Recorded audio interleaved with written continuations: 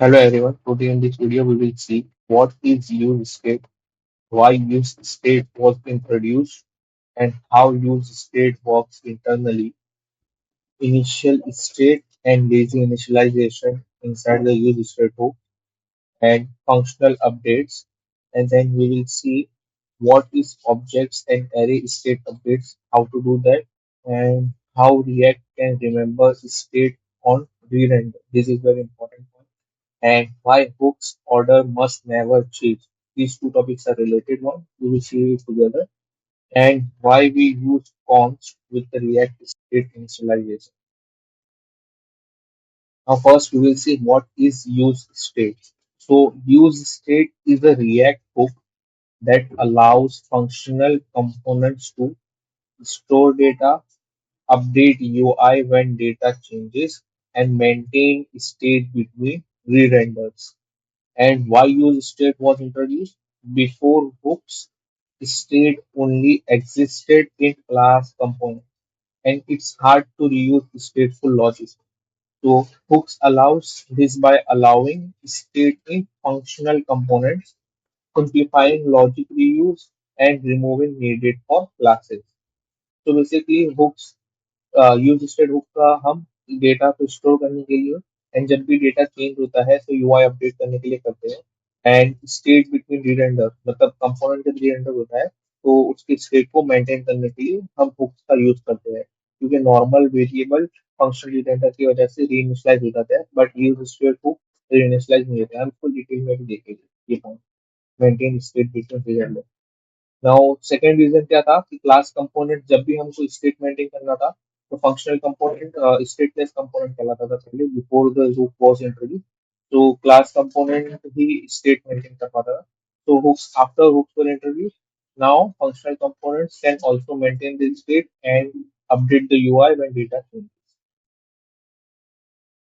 Now we will see what is the difference between initial state versus lazy initialization. When to use which.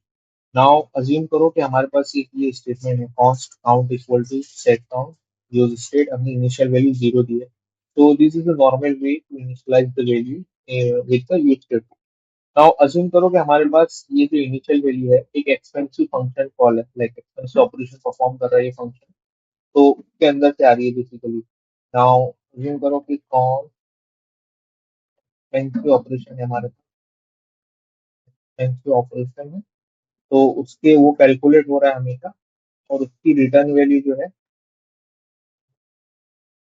तो हमको इधर use state के अंदर हम पास कर रहे हैं तो इसके अंदर क्या होता है expensive operation run on every render now जब भी स्टेट अपडेट होता है कोई भी दूसरा सिस्टम एक कंपोनेंट उसके अंदर ये वाला स्टेट भी है ये वाला एंड एक दूसरा स्टेट भी है तो अगर वो स्टेट भी अपडेट होता है तो कंपोनेंट री रेंडर होता है तो ये फंक्शन बार बार एग्जीक्यूट होता है so even though state is already initialized because JavaScript evaluates argument before calling a function. So this happens on every render. तो every render पे क्या हो रहा है तो ये फंक्शन जो कॉल हो रहा है उसका एक रिटर्न वैल्यू आ रहा है और फिर वो वैल्यू हम स्टेट के अंदर पास कर रहे हैं तो this function runs every time so React cannot stop this because function is already executed and React only receives the return value. React never sees the function, only it only sees the return value. So basically इधर क्या हो रहा है कि ये function आपने directly call कर दिया तो ये जो फंक्शन कॉल है ये जावास्क्रिप्ट हैंडल करता है तो जब भी कंपोनेंट री रेंडर होता है तो पहले जावास्क्रिप्ट रिएक्ट के पहले जावास्क्रिप्ट उसको इंटरप्ट करता है और ये फंक्शन कॉल को परफॉर्म कर देता है तो इसकी जो रिटर्न वैल्यू है वो ही डायरेक्ट यूजर स्टेट के अंदर पास होती है जो कि हमने अभी इधर v equal too expensive operation उसकी वैल्यू का रेफरेंस हमने डायरेक्टली इधर पास किया तो उससे क्या होता है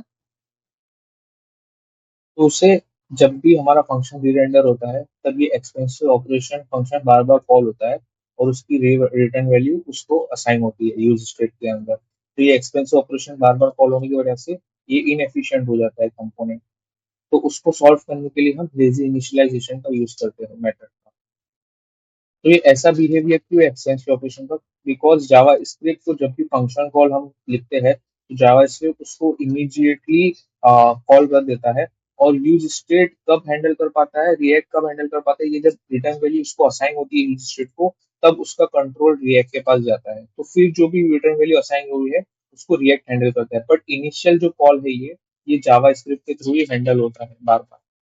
नाउ हम देखें कि लेजी इनिशियलाइजेशन कैसे वर्क करता है। Now, why lazy initialization does not run again and again?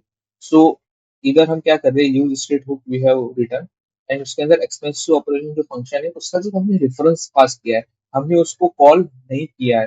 तो और दूसरा एक तरीका है, एक फंक्शन डिक्लेयर करो इस के अंदर कॉल बैक की तरह, और उसके अंदर एक्सपेंसिव ऑपरेशन को कॉल करो, तो ये कॉल बैक फंक्शन की तरह रेफरेंस पास हो। तो ये भी हमने फंक्शन का रेफरेंस पास किया है या उसको कॉल नहीं किया है। तो what JavaScript does now, JavaScript does not execute a function because we have just passes a reference. हमने तो सिर्फ रेफरेंस पास किए, ना कि उस फंक्शन को कॉल किए। तो ये कंट्रोल अभी जावास्क्रिप्ट के पास नहीं है, जावास्क्रिप्ट फंक्शन का जस्ट रेफरेंस पास कर रहा है। अभी रिएक्ट को उसका वैल्यू मिल गया यूज स्टेट के अंदर, यूज स्टेट को वैल्यू असाइन होगा, अभी सारा कंट्रोल किसके पास है, रिएक्ट के पास है। नाउ यूज स्टेट के अंदर हमने क्या पास किया, फंक्शन का reference, function is not called by JavaScript. Now react can decide first render के ऊपर उस फंक्शन को कॉल करो। रिएक्ट क्या करता है, फर्स्ट रेंडर के ऊपर उस फंक्शन का जो रेफरेंस है तो उस फंक्शन का रेफरेंस जिसका पास किया उसको कॉल करता है, call the function. And now on subsequent renders skip it, because first react ये मेंटेन करता है, रिएक्ट को ये पता रहता है कि ये फंक्शन ऑलरेडी कॉल्ड हो चुका है, यूज स्टेट ऑलरेडी इनिशियलाइज हो चुका है कि नहीं। तो on the basis of that अगर री रेंडर हो रहा है कंपोनेंट, तो अगर ऑलरेडी इनिशियलाइज है वो, तो उसको कॉल नहीं करना है। So passing function reference gives control to React when to call it. So जब हम रेफरेंस पास करते हैं तो उसका कंट्रोल रिएक्ट के पास चला जाता है, यूज सेट के अंदर वैल्यू असाइन हो गया, तो अभी रिएक्ट उसको हैंडलिंग करेगा कि कब कॉल करना है कब नहीं करना है। फर्स्ट रेंडर के ऊपर वो कॉल करेगा एंड सब्सिक्वेंट रेंडर के ऊपर अगर रिक्वायरमेंट नहीं है तो उसको स्किप करेगा। तो passing function reference gives control to React when to call that. तो ये एक्सपेंसिव ऑपरेशन जो बार बार कॉल हो रहा था अभी वो कॉल नहीं होगा, वो रिएक्ट हैंडल करेगा वो सारा, तो फंक्शन हमारा कंपोनेंट एफिशिएंट हो जाता है। तो नाउ इसको हम कंपैरिजन के थ्रू समझेंगे। तो ये हमारा नॉर्मल इनिशियलाइजेशन प्रोसेस है जिसमें एक्सपेंसिव ऑपरेशन जब भी यूज स्टेट के अंदर असाइन होता है यूज स्टेट की वैल्यू के अंदर, तो JavaScript runs the expensive operation on the mount of the component. जब भी कंपोनेंट माउंट होता है तो expensive operation function directly JavaScript के थ्रू रन हो जाता है, क्योंकि आपने इधर कॉल करके रखा। तो रिएक्ट सीज द वैल्यू, उसकी वैल्यू रिएक्ट को मिलती है यूज स्टेट हुक के अंदर। ये अपना सॉरी यूज स्टेट हुक होता है वैल्यू हमारी जो सॉरी ये वैल्यू यूज स्टेट हुक के अंदर वो वैल्यू उसको मिलती है जो भी इसकी एक्सपेंसिव ऑपरेशन की जो वैल्यू थी वो। Now React sees the value, now components get re render, component कोई वजह से री रेंडर हुआ तो JavaScript runs expensive operations again. तो ये एक्सपेंसिव ऑपरेशन फंक्शन बार बार री रन होता है जब भी री रेंडरिंग का process.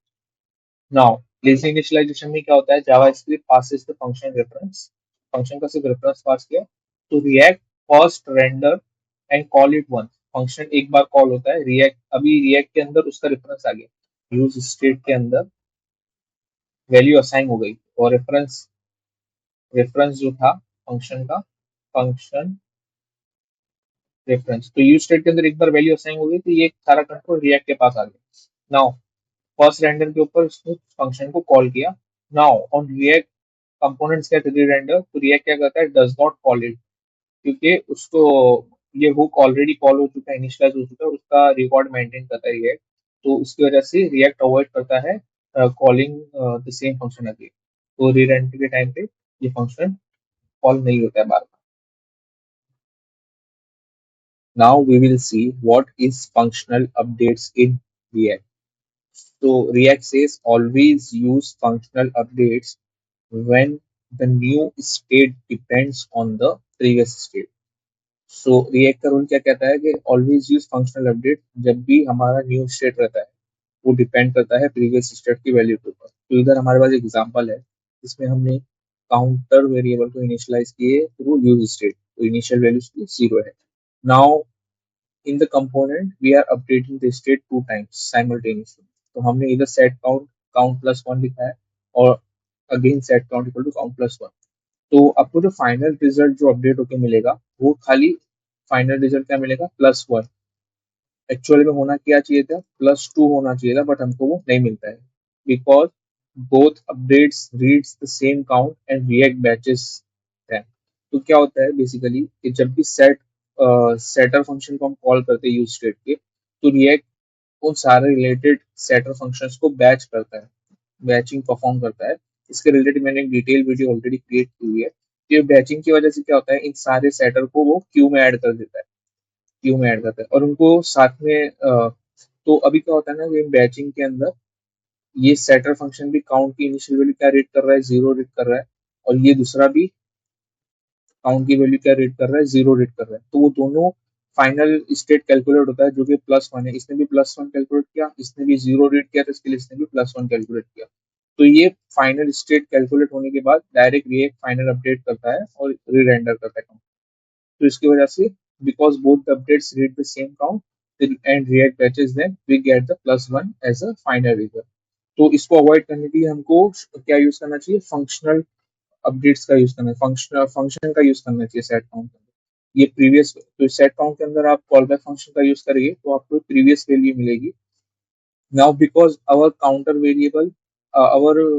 variable is dependent on the previous value, like 0 के ऊपर वो डिपेंड करता था, तो उसके अंदर हमने +1 किए तो हमको +1 आउटपुट मिला। फिर वापस +1 होने के बाद ये हमारा 2 करने के लिए वो प्रीवियस वैल्यू के ऊपर वापस डिपेंड करता है, इसलिए हमको प्रीवियस वैल्यू का यूज करना चाहिए। तो इधर हम फंक्शनल अपडेट का यूज करेंगे। बेसिकली अभी क्या होगा कि पहले 0 था, तो हमने क्या किया, 0 + 1 किए तो उसका फाइनल रिजल्ट 1 आया। अभी इधर हमको, क्योंकि प्रीवियस वैल्यू क्या होनी चाहिए, 1 होनी चाहिए। Now 1 + 1 is equal to 2। So always use functional update when the new state depends on the previous state. तो हमको फाइनल रिजल्ट क्या मिलेगा, 2। तो जब भी आपका न्यू स्टेट जो रहता है वो प्रीवियस स्टेट, जैसे इधर प्रीवियस स्टेट 1 था, तो उसके ऊपर डिपेंड करता है, तब आपको फंक्शनल अपडेट्स का यूज करना। Now we will see how to update arrays and object using use state setter function. तो अभी हमारे पास अज्यूम करो कि एक यूजर ऑब्जेक्ट है जिसके अंदर हमने नेम प्रॉपर्टी को डिफाइन किया है। नाउ अगर किसी कंपोनेंट के अंदर हम डायरेक्टली, जैसे यूजर के पास अभी ये ऑब्जेक्ट का रेफरेंस है, तो अगर हमने उसकी इंटरनल प्रॉपर्टी को डायरेक्टली मॉडिफाई किया, like user dot name equal to Alice, and ये जो यूजर ऑब्जेक्ट अभी अपडेट हुआ है उसको डायरेक्टली हमने सेट यूजर के अंदर पास कर दिया, तो ये रॉन्ग अप्रोच है। सही अप्रोच क्या है कि हम सेट यूजर फंक्शन को कॉल करें, सेटर फंक्शन को, और उसके अंदर न्यू ऑब्जेक्ट का रेफरेंस असाइन करें, एंड उसकी जो पुरानी प्रॉपर्टीज थी उनको डिस्ट्रक्चर करें, और जो प्रॉपर्टी उसकी मॉडिफाई करने की उसको न्यू वैल्यू दी। तो बेसिकली हम इस और एरेज के अंदर भी सिमिलर है। सेट आइटम्स अज्यूम करो कि हमारे पास एक सेटर फंक्शन है, उसके अंदर भी हमने एक न्यू रेफरेंस असाइन किया, न्यू एरे क्रिएट किया है, उसकी पुरानी सारी प्रॉपर्टीज को हमने ऐड किया है और न्यू आइटम को भी हमने ऐड किया, अपेंड किया।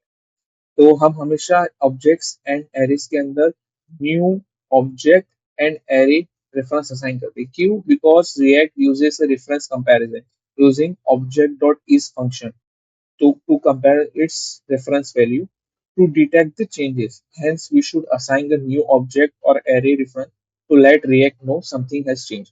अगर हम डायरेक्टली इसको मॉडिफाई कर दे, like set user dot name को हमने एलिस कर दिया, तो क्या होगा बेसिकली, ये नेम नेम क्या हो जाएगा, एलिस हो जाएगा ये।